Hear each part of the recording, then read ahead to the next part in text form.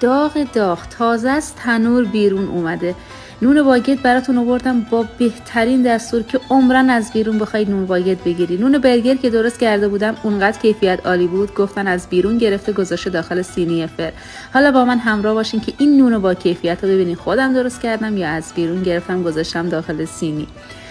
مواد خشک رو با هم دیگه مخلوط میکنیم. آرد، مخمر، نمک، شکر، همه رو با هم دیگه مخلوط میکنیم. یه مقدار هوادهی بشه. یه دونه تخم مرغ بهش اضافه میکنیم، به همراهش آب بلر مخلوط میکنیم تا خمیرمون جمع بشه. خمیر باید چسبنده باشه.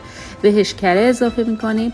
اونقدر ورز میدیم که خمیر حالت کشسانی اینجوری داشته باشه و به تست پنجره حتما رسیده باشه به این شکل.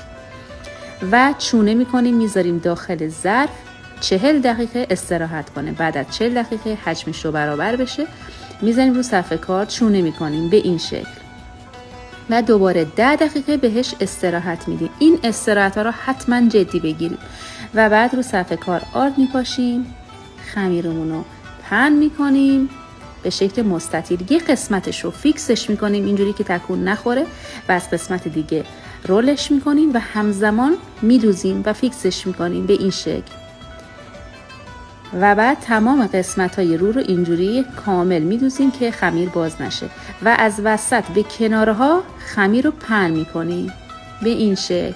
باید 20 سانت بشه و میذاریم داخل سینی فر 1 ساعت استراحت کنه که حجمش 2 برابر بشه. بعد از 1 ساعت کنجد میپاشیم و اسپری آب و میذاریم داخل فر. بعد از 1 رو نونای بسیار با کیفیتمون آماده است. حتما امتحانش کنید و لذت نون پختن رو ببرید. اینم از کیفیتش.